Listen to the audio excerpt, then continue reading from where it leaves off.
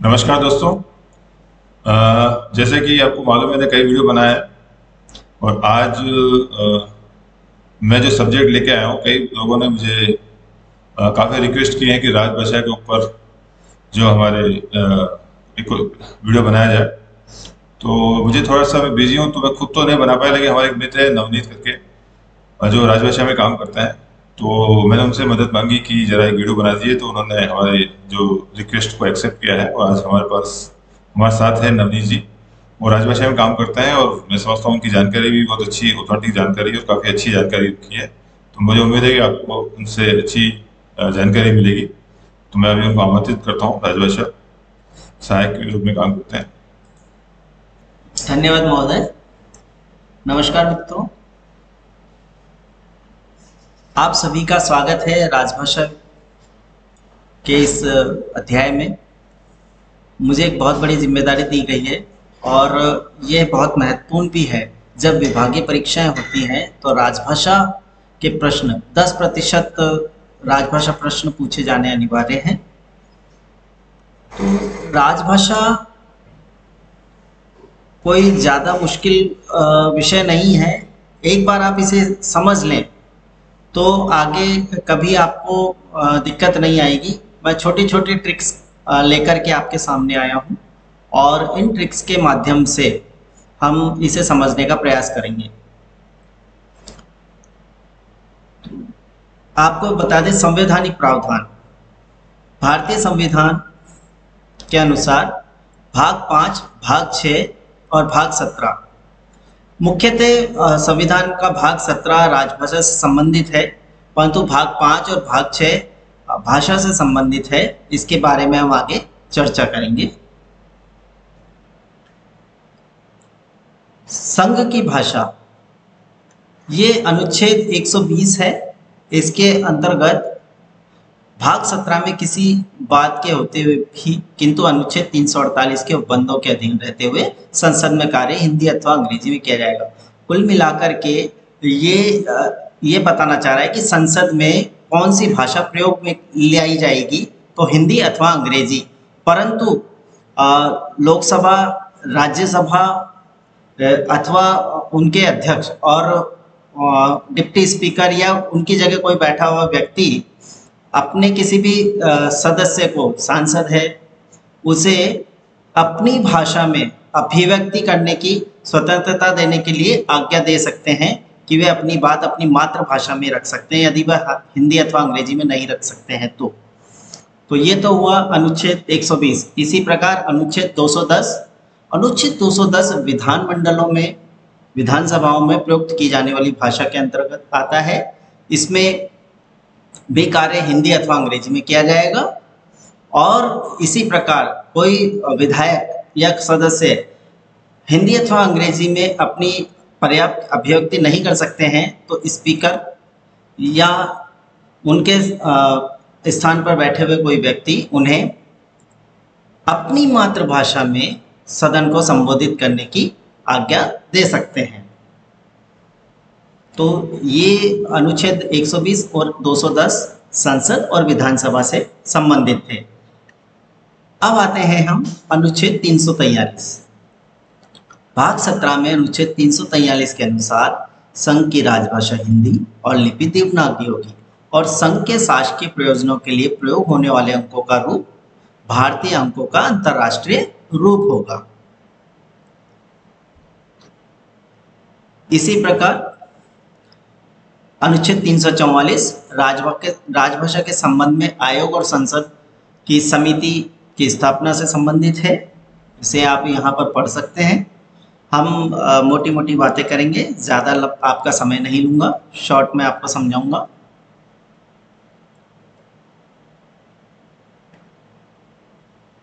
अनुच्छेद 345 राज्य की राजभाषा राजभाषाओं से संबंधित है। 8वीं अनुसूची में सम्मिलित 22 भारतीय भाषाओं में अथवा उस राज्य में प्रयोग की जाने वाली भाषा को राजभाषा के रूप में वह राज्य मान्यता दे सकता है, अपनी राजभाषा बना सकता है। एक से अधिक राजभाषाएं भी हो सकती हैं।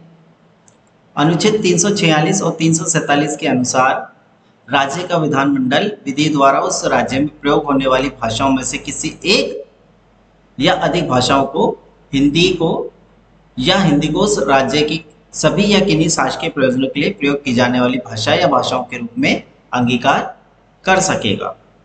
इस प्रकार 347 में किसी राज्य की जनसंख्या के किसी भाग द्वारा बोली जाने वाली भाषा के संबंध में उपबंध है। अध्याय 3 के अनुसार अनुच्छेद 348 उच्चतम न्यायालय, उच्च न्यायालय आदि की भाषा, इसकी बारे में यहाँ पर व्याख्या की गई है। उच्चतम न्यायालय और उच्च न्यायालयों में और अधिनियमों, विधेयकों आदि के लिए प्रयोग होने वाली भाषा अंग्रेजी भाषा होगी। उच्चतम न्यायालय और प्रत्येक उच्च न्यायालय में सभी कार्रवाइयाँ अंग्रेजी में होंगी। संसद के प्रत्येक सदन या किसी राज्य के विधानमंडल के सदन या प्रत्येक सदन में पुरस्थापित किए जाने वाले सभी विधेयकों का प्रस्तावित किए जाने वाले उनके संशोधनों के लिए भी अंग्रेजी का प्रयोग किया जाएगा। और उसके साथ साथ वो हिंदी में भी जारी होंगे, परंतु यदि कोई समस्या आती है, विचलन आते हैं, तो इन सभी आदेशों, नियमों, विनियमों और उपविधियों के लिए अधिकृत पाठ अंग्रेजी भाषा का मान्य होंगे।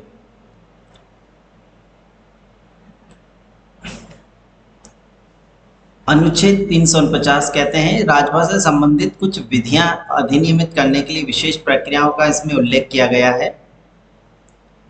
अनुच्छेद 350 के अंतर्गत व्यथा के निवारण के लिए अभ्यावेदन में प्रयोग की जाने वाली भाषा, मान लीजिए किसी भी राज्य सरकारी कार्यालय में वहाँ की राजभाषा हिंदी और इसके अलावा अंग्रेजी में भी आवेदन दिए जाते हैं, परंतु कोई व्यक्ति अपनी अभिव्यक्ति हिंदी अथवा अंग्रेजी में ना कर सके तो वह अपनी व्यथा के निवारण के लिए अपनी मातृभाषा या किसी भी भाषा में अपना आवेदन प्रस्तुत कर सकेगा।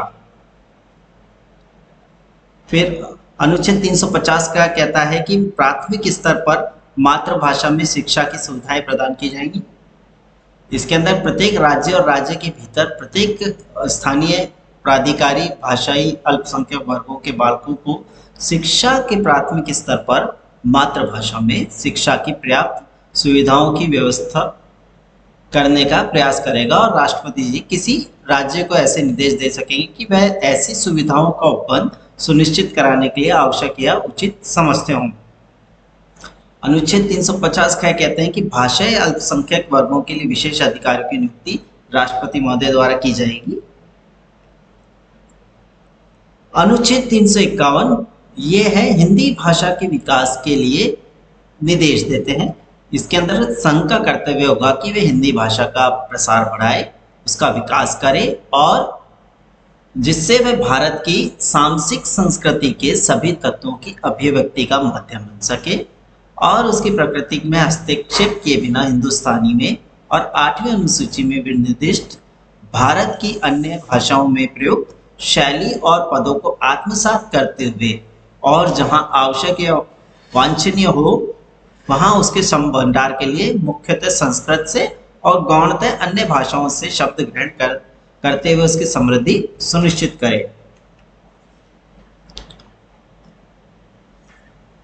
इस संबंध में एक राजभाषा आयोग बनाया गया था। भारत के उपराष्ट्रपति महोदय ने भारत के संविधान के अनुच्छेद 344(1) में प्रदत्त शक्तियों का प्रयोग करते हुए 7 जून 1955 को श्री बीजी खैर, अधिकांश लोग बीजी खरे का उच्चारण करते हैं, पर आपको बता दें, आपको याद रखने के लिए बाल गंगाधर खेर, इनका पूरा नाम था, बाल गंगाधर खेर की अध्यक्षता में राजभाषा आयोग का गठन किया और इस आयोग ने 31 जुलाई 1956 को अपना प्रतिवेदन यानी रिपोर्ट राष्ट्रपति जी को प्रस्तुत की और इसी के आधार पर राजभाषा समिति की भी स्थापना की गई, जिसके तत्कालीन गृह मंत्री श्री गोविंद वल्लभ पंत जी अध्यक्ष थे और काफी व्यापक विचार विमर्श के पश्चात 8 फरवरी 1959 को इन्होंने राष्ट्रपति जी को अपना प्रतिवेदन प्रस्तुत किया। इसी प्रकार संसदीय राजभाषा समिति, संसदीय राजभाषा समिति का गठन राजभाषा अधिनियम 1963 के अधीन वर्ष 1976 में किया गया था।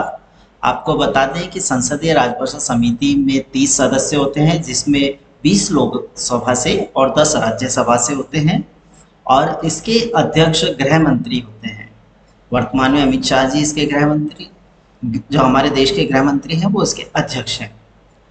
जो 3 उप समितियां होती हैं, ये 30 सदस्यों से मिलकर के बनी हुई होती हैं और कोई एक उसके संयोजक होते हैं। अभी हम रेलवे में हैं तो रेलवे के ऊपर दूसरी उप समिति अपने निरीक्षण करती है, निगरानी रखती है, और दूसरी उप समिति में वर्तमान में प्रोफेसर रीता बहुगुणा जोशी जी उसकी संयोजक हैं। वैसे आपको बता दें, संसदीय राजभाषा समिति के प्रथम अध्यक्ष श्री ओम मेहता जी थे। समय समय पर ये समिति राष्ट्रपति जी को अपनी रिपोर्ट प्रस्तुत करती है और राष्ट्रपति जी इस रिपोर्ट को संसद के प्रत्येक सदन में रखवाते हैं और राज्य सरकारों को भिजवाते हैं। और संसदीय राजभाषा समिति के आयोग की सिफारिशों पर विचार करने के लिए संसदीय समिति ने अपनी रिपोर्ट राष्ट्रपति जी के समक्ष 8 फरवरी 1960 को प्रस्तुत की थी। आयोग की सिफारिशों और संसदीय समिति की राय के उपरांत राष्ट्रपति जी के आदेश 27 अप्रैल 1960 को जारी किए थे, जिसमें हिंदी शब्दावली, प्रशासनिक संहिताओं का अनुवाद, प्रशासनिक कर्मचारी वर्ग को हिंदी का प्रशिक्षण और हिंदी का प्रचार प्रसार आदि विभिन्न उपयोगी विषयों पर आदेश जारी किए गए थे। केंद्रीय हिंदी समिति, केंद्रीय हिंदी समिति के अध्यक्ष माननीय प्रधानमंत्री जी होते हैं, गृह मंत्री जी इसके उपाध्यक्ष होते हैं और गृह राज्य मंत्री इसके सदस्य होते हैं। इस समिति में कुल 41 सदस्य होते हैं, जिसमें 6 मंत्रालय यथा विदेश मंत्रालय, मानव संसाधन मंत्रालय, संचार और सूचना प्रौद्योगिकी मंत्रालय, रेलवे मंत्रालय, सूचना प्रसारण मंत्रालय तथा कार्मिक, जन शिकायत और पेंशन विभाग के मंत्री सम्मिलित हैं। स्थापित व्यवस्था के अनुसार इस समिति में राज्यों का प्रतिनिधित्व भी है। 6 राज्यों जैसे देश के 3 भाषाई क्षेत्रों नाम तक क ख ग में से लिए गए हैं। वर्तमान में 6 राज्य हैं, असम, बिहार, केरल, उड़ीसा, पंजाब और राजस्थान के मुख्यमंत्री इसमें शामिल हैं। संसदीय राजभाषा समिति के उपाध्यक्ष और इसकी तीनों उप समितियों के संयोजक कुल मिलाकर 4 व्यक्ति इस समिति के पदेन सदस्य हैं। इसके अतिरिक्त देश भर से 21 प्रख्यात विद्वान और साहित्यकार और केंद्रीय गृह मंत्रालयों के राजभाषा विभाग के सचिव भी इसके सदस्य होते हैं। प्रत्येक मंत्रालय विभाग में केंद्रीय हिंदी समिति और राजभाषा विभाग गृह मंत्रालय द्वारा सरकारी कामकाज में हिंदी के प्रयोग के संबंध में निर्धारित नीतियों के अनुसार परामर्श देने के लिए हिंदी सलाहकार समिति का गठन किया गया है। इस समिति में मैं आपको बता दूं कि जितने भी मंत्रालय हैं वहां पर राजभाषा की निरीक्षण के लिए, राजभाषा कार्यों की समीक्षा के लिए हिंदी सलाहकार समिति बनाई गई है और उन विभागों, उन मंत्रालयों के केंद्रीय मंत्री इन समिति के अध्यक्ष होते हैं और जो उनके राज्य मंत्री होते हैं वो पदेन उपाध्यक्ष होते हैं। इस समय वर्तमान मंत्रालय में केंद्रीय मंत्री भी हैं और राज्य भाषा विभाग के नियमों के निर्देशों के अनुसार समिति में गैर सरकारी सदस्यों की संख्या 15 से अधिक नहीं होनी चाहिए।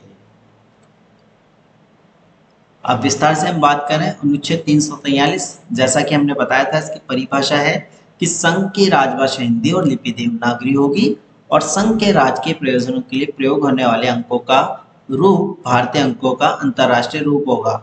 आप देख सकते हैं ऊपर अंतर्राष्ट्रीय रूप है और नीचे भारतीय अंक ये दिए गए हैं। तो जब भी आप सरकारी कामकाज करें, हिंदी हमारी राजभाषा है, लेकिन जब वो राजभाषा हो जाती है तो उसमें संख्या, अंक अंतर्राष्ट्रीय रूप के प्रयोग किए जाने चाहिए। हमने बात की थी संविधान की 8वीं अनुसूची में सम्मिलित 22 भारतीय भाषाओं की। तो इसके याद करने के लिए हमने एक भारत का नक्शा बनाया है।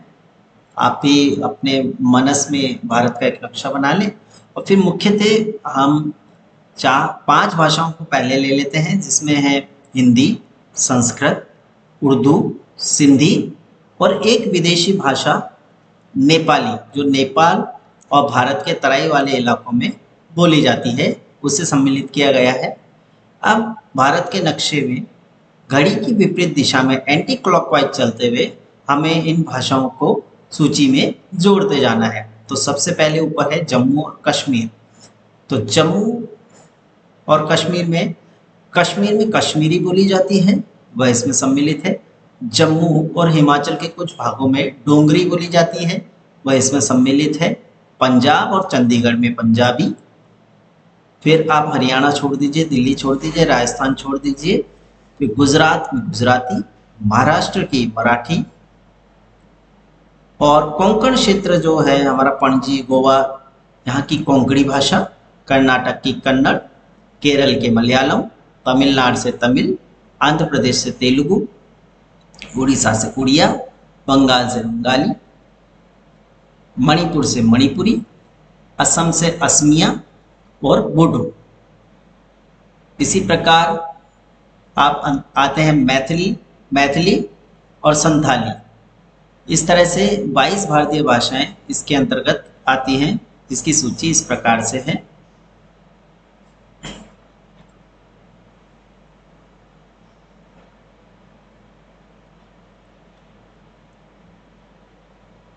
अब कभी ये प्रश्न आ सकता है कि ये 22 भारतीय भाषाएं कब कब जोड़ी गई। तो जब मूल संविधान था उसमें 14 भाषाओं का ही उल्लेख था। तो कई बार ये प्रश्न आता है कि 15वीं भाषा कौन सी जोड़ी गई है।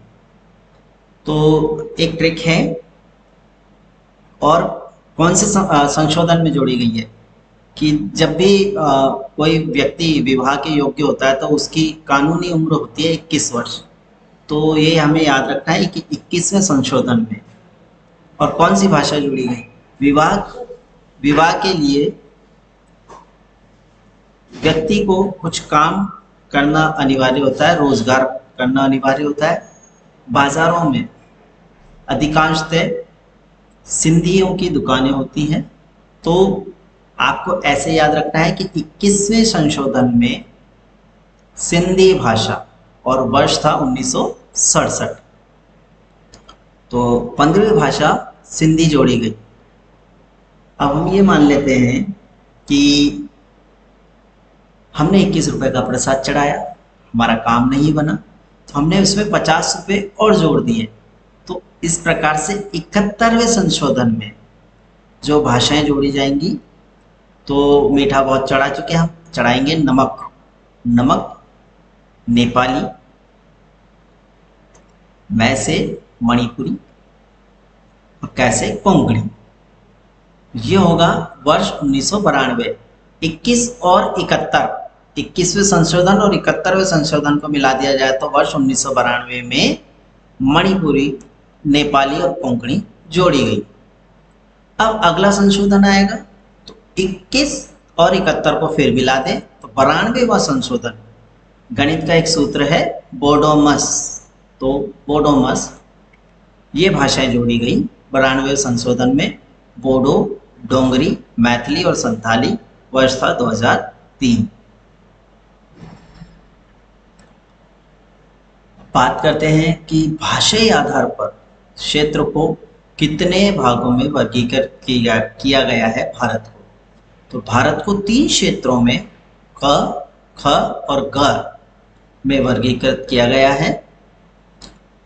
आपको किस तरह से इसे याद रखना है, इसकी भी एक ट्रिक है।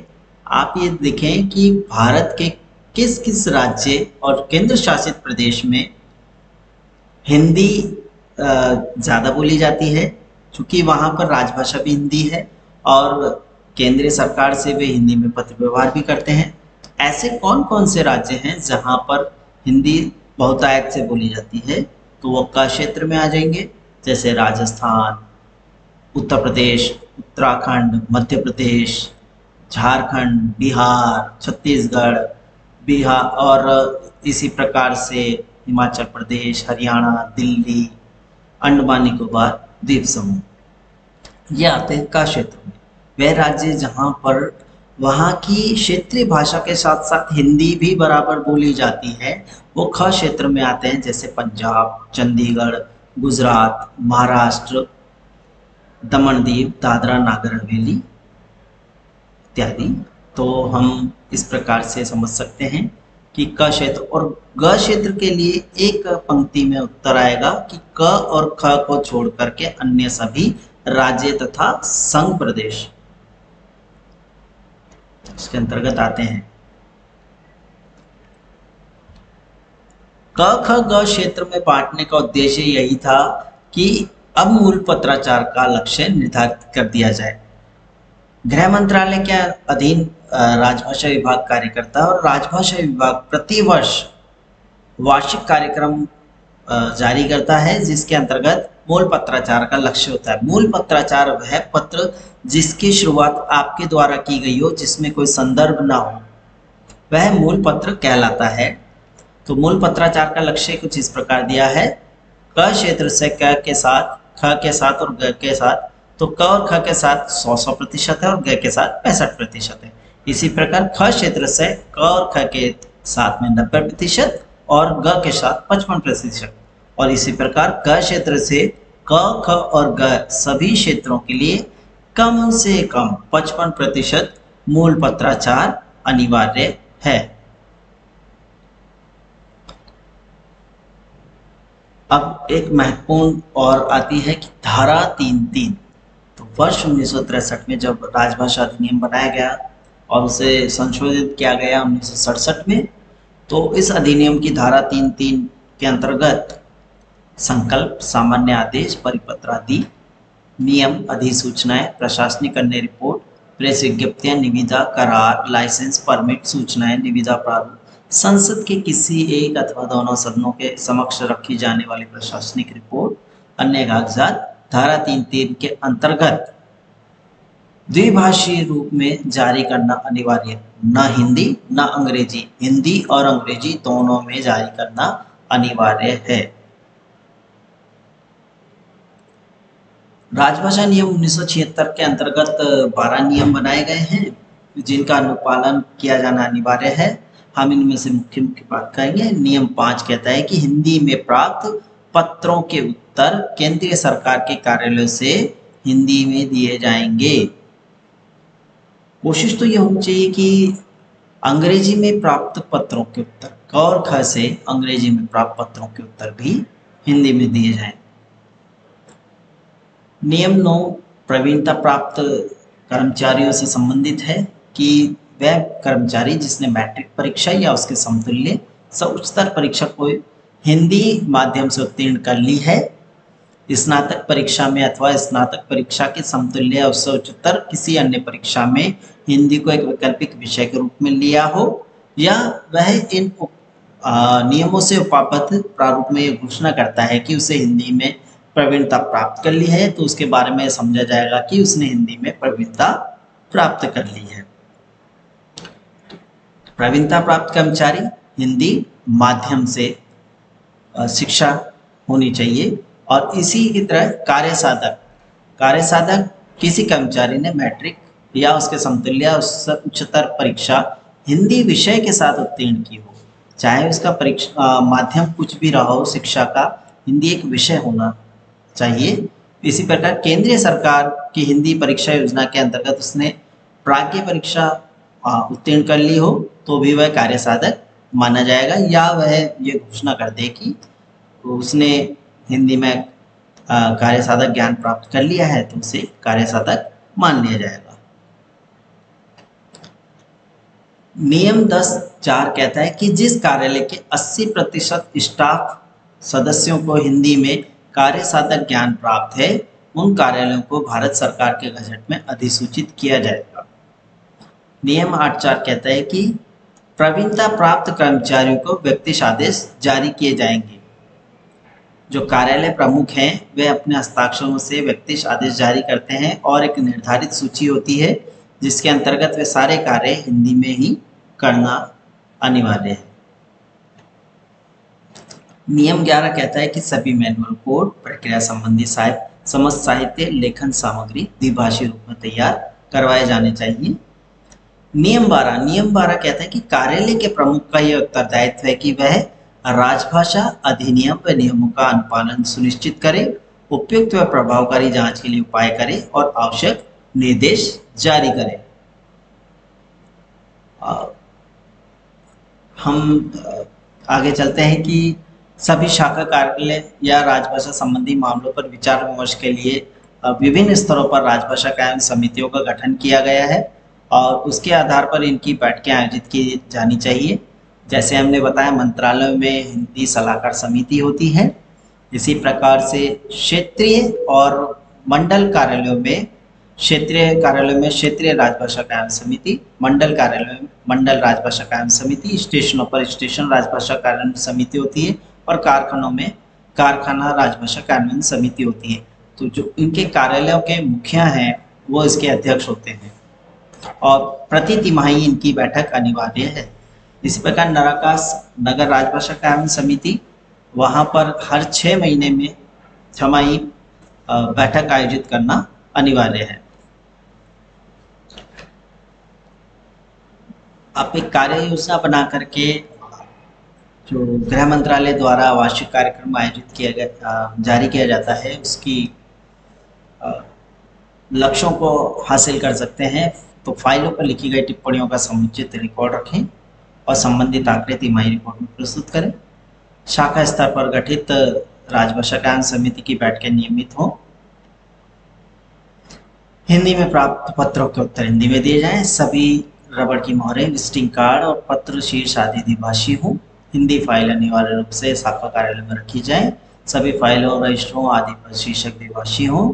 धारा 3(3) के तहत होने वाले सभी दस्तावेज द्विभाषी हों और बार बार संसदीय राजभाषा समिति या अन्य निरीक्षणों के लिए आवश्यक है कि इन सभी दस्तावेजों को जो धारा 3(3) के तहत जारी हो रहे हैं अलग से एक फोल्डर में रखा जाए। सभी प्रचार सामग्री, प्रकाशन में लेखन सामग्री की मदें हिंदी और अंग्रेजी दोनों में द्विभाषी रूप से छपवाई जाए। सभी नाम बोर्ड, साइन बोर्ड, सूचनाएं, नामपट आदि द्विभाषी अथवा त्रिभाषी हो। जब भी द्विभाषी की बात आएगी तो सबसे पहले हिंदी, फिर अंग्रेजी, फिर हिंदी, फिर अंग्रेजी, इस प्रकार से आपको बोर्ड या मोहरें बनवानी है।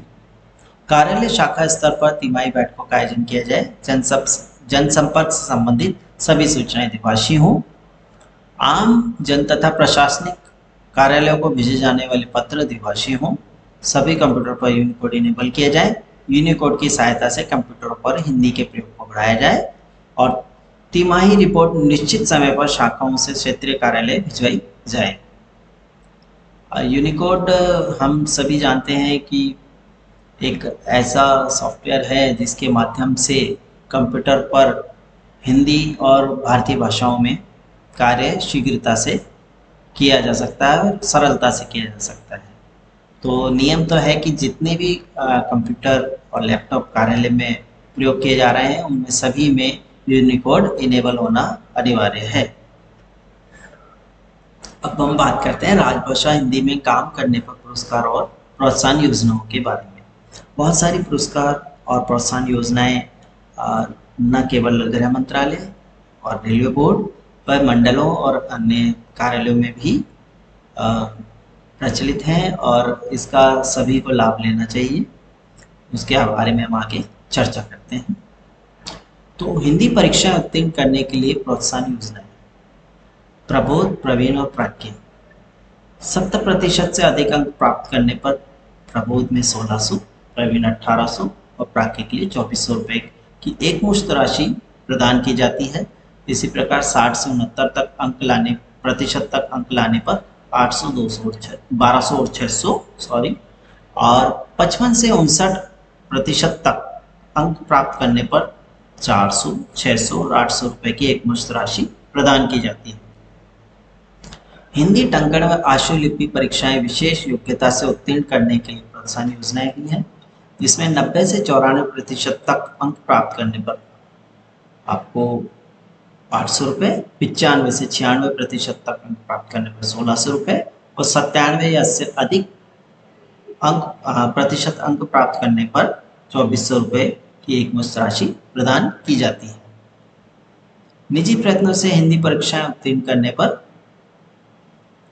1600 प्रबोध के लिए, प्राज्ञ के लिए 2400, प्रवीण के लिए 1500 हिंदी टंकण के लिए 1600 और हिंदी आशुलिपि के लिए 3000 रुपये की एकमुश्त राशि प्रदान की जाती है। हिंदी टाइपिंग व आशुलेख में कार्य करने के लिए अंग्रेजी टाइपिस्टों व आशुलिपिकों को प्रोत्साहन भत्ता दिया जाता है। प्रतिमाह हिंदी कार्य की मात्रा की शर्त पे निर्धारित है। अंग्रेजी आशुलिपिक के लिए 240 रुपये और अंग्रेजी टंकण के लिए 160 रुपये की व्यवस्था यहाँ की गई है।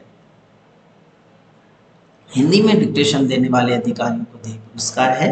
इस योजना के अधीन प्रत्येक रेल कार्यालय से एक हिंदी भाषी अधिकारी को 20,000 शब्द और हिंदीतर अधिकारी को 10,000 शब्द हिंदी में डिक्टेशन देने पर क्रमशः 5-5 हजार रुपये के 2 पुरस्कार प्रदान किए जाते हैं। सरकारी कामकाज मूल रूप से हिंदी में करने के लिए गृह मंत्रालय की व्यक्तिगत नकद पुरस्कार योजना है।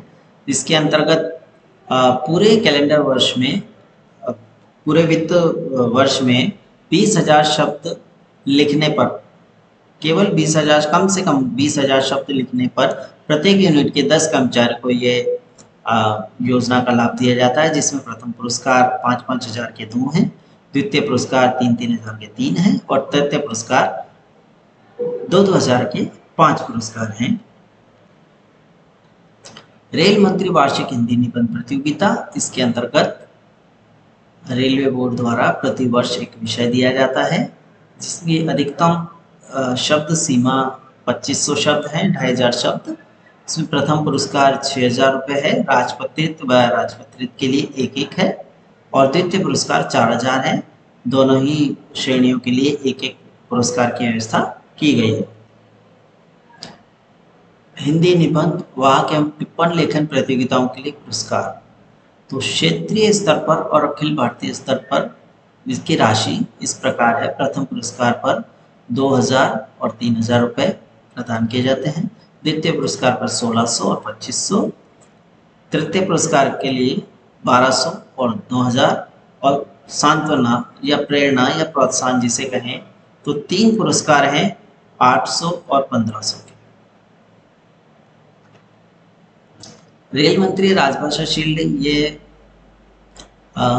सभी क्षेत्रीय कार्यालयों, मंडलों और उत्पादन कारखानों में हिंदी में सबसे अधिक एवं प्रशंसनीय कार्य करने पर राजभाषा शील्ड या ट्रॉफी प्रदान की जाती है, जिसके अंतर्गत रेल मंत्री शील्ड के साथ 7,000 रुपये की नकद राशि भी प्रदान की जाती है। तो राजभाषा शील्ड हिंदीतर क्षेत्रों के लिए है, दूसरी राजभाषा शील्ड है प्रधान कार्यालय के लिए, तीसरी राजभाषा शील्ड है लेखा विभाग के लिए और चौथी राजभाषा शील्ड है कारखानों के लिए। सभी के लिए अलग अलग शील्ड की व्यवस्था की गई है। महाप्रबंधक राजभाषा व्यक्तिगत पुरस्कार भी प्रदान किए जाते हैं और जो प्रतिवर्ष हिंदी में प्रशंसनीय कार्य करने वाले रेलकर्मियों को प्रदान किए जाते हैं। इसमें पुरस्कार राशि और प्रमाण पत्र भी प्रदान किया जाता है। इसी प्रकार रेल मंत्री व्यक्तिगत पुरस्कार है, जिसके अंतर्गत रेल कर्मियों को 3,000 रुपये नगद पुरस्कार की राशि प्रदान की जाती है। लाल बहादुर शास्त्री तकनीकी मौलिक पुस्तक लेखन योजना रेलवे बोर्ड की योजना है, जिसके अंतर्गत रेलों से संबंधित तकनीकी विषयों पर मूल रूप से हिंदी में पुस्तकें लिखने वाले रेल कर्मियों को प्रोत्साहित करने के उद्देश्य से यह योजना लागू की गई है। जो पुस्तक होती है वह रेल परिचालन या रेल प्रबंध से संबंधित होनी चाहिए और सामान्यतः उसके अंतर्गत 100 पृष्ठ से कम नहीं होने चाहिए और जिन पुस्तकों को इस पुरस्कार योजना के लिए पहले प्रस्तुत किया जा चुका है उन्हें दोबारा प्रस्तुत नहीं किया जाना चाहिए। इस योजना के अंतर्गत प्रथम पुरस्कार 20,000 रुपये, द्वितीय पुरस्कार 10,000 रुपये और तृतीय पुरस्कार 7,000 रुपये की व्यवस्था की गई है। इसी प्रकार रेल कर्मियों की साहित्यिक प्रतिभा और अभिरुचि को प्रोत्साहित करने के लिए उन कथा संग्रह, उपन्यास अथवा कहानी पुस्तक संग्रह को हिंदी में लिखने पर मूल रूप से हिंदी में लिखने पर प्रेमचंद पुरस्कार योजना के अंतर्गत पुरस्कृत किया जाता है। इसमें प्रथम पुरस्कार 20,000, द्वितीय पुरस्कार 10,000, तृतीय पुरस्कार 7,000 रुपये है। इसी प्रकार गजल संग्रह, अथवा कविता संग्रहों के लिए मूल रूप से हिंदी में लिखने के लिए, कि मौलिक है, संग्रहित नहीं होनी चाहिए, किसी की संकलित नहीं होनी चाहिए। आपको मैथिली शरण गुप्त पुरस्कार योजना के अंतर्गत प्रथम पुरस्कार 20,000, द्वितीय पुरस्कार 10,000 और तृतीय पुरस्कार 7,000 की राशि की व्यवस्था इसमें की गई है। और एक लेखक को लगातार 2 वर्ष तक पुरस्कृत नहीं किया जा सकता। फिर रेल यात्रा वृत्तांतों पर पुरस्कार योजना, इसके अंतर्गत प्रत्येक कैलेंडर वर्ष में सर्वोत्तम यात्रा वृत्तांत के लिए निम्न पुरस्कार प्रदान किए जाते हैं। आपको बताते हैं देश के सभी व्यक्ति इस पुरस्कार योजना में भाग ले सकते हैं। इसमें प्रथम पुरस्कार 10,000 रुपये, द्वितीय पुरस्कार 8,000 रुपये, तृतीय पुरस्कार 6,000 और 4-4 हज़ार के 5 पुरस्कार सांत्वना पुरस्कार के रूप में प्रदान किए जाते हैं। अखिल रेल हिंदी नाट्योत्सव, इसके अंतर्गत राजभाषा के प्रचार प्रसार प्रयोग को बढ़ाने के लिए रेल मंत्रालय द्वारा प्रतिवर्ष अखिल रेल स्तर पर हिंदी नाट्योत्सव का आयोजन किया जाता है। इसके अंतर्गत स्मृति चिन्ह, प्रमाण पत्र एवं नकद पुरस्कार की राशि का प्रावधान है। जो आपके कार्यालय से हिंदी पत्रिका या कोई भी पत्रिका जारी होती है, प्रकाशित होती है, उसमें मूल लेख देने पर आपको पुरस्कार राशि की व्यवस्था है। ये गृह मंत्रालय की योजना है। ज्ञान विज्ञान के क्षेत्र में हिंदी में मौलिक पुस्तक लेखन के लिए राजभाषा गौरव पुरस्कार योजना, इसमें प्रथम पुरस्कार 2 लाख रुपए, द्वितीय पुरस्कार 1,25,000, तृतीय पुरस्कार 75,000 और 10-10 हज़ार के 10 प्रोत्साहन पुरस्कार हैं और साथ में स्मृति चिन्ह और प्रमाण पत्र भी हैं। इसमें ज्ञान विज्ञान के क्षेत्र में सरकारी कामकाज से संबंधित किसी भी तकनीकी विषय पर हिंदी में मौलिक पुस्तक लिखने के लिए पुरस्कार प्रदान किए जाते हैं। मौलिक पुस्तक होनी चाहिए, संग्रहित या अनुवादित नहीं होनी चाहिए। इस प्रकार हिंदी में मौलिक पुस्तक लेखन के लिए राजभाषा गौरव पुरस्कार योजना, इसके अंतर्गत केंद्रीय सरकार में कार्यरत या सेवानिवृत्त कर्मचारी द्वारा हिंदी में मौलिक पुस्तक लेखन के लिए प्रथम पुरस्कार 1 लाख रुपए, द्वितीय पुरस्कार 75,000, तृतीय पुरस्कार 60,000 और प्रोत्साहन योजनाएं, प्रोत्साहन पुरस्कार है 30,000 रुपये। साथ में प्रमाण पत्र व स्मृति चिन्ह की भी व्यवस्था है, वो इनमें प्रदान किए जाते हैं। हिंदी में उत्कृष्ट लेखों के लिए राजभाषा गौरव पुरस्कार योजना, जो आपने केंद्रीय सरकार के अधिकारियों कर्मचारियों के उत्कृष्ट लेख हिंदी पत्र पत्रिकाओं में प्रकाशित होते हैं, उन्हें यहाँ पर भेज सकते हैं। इस प्रोत्साहन योजना के अंतर्गत उन्हें प्रथम पुरस्कार 20,000, 18,000, 15,000 और हिंदी तर भाषी के लिए 25,000, 22,000 और 20,000 की व्यवस्था की गई है। धन्यवाद। हम समझते हैं कि मैंने बहुत कुछ कवर कर लिया है और इसी में से अधिकांश प्रश्न पूछे जाते हैं। आप सभी का धन्यवाद। मैं नवनीत कुमार धनेरिया, वरिष्ठ अनुवादक, इंजन कारखाना साबरमती, अब आपसे आज्ञा लेना चाहूँगा। धन्यवाद।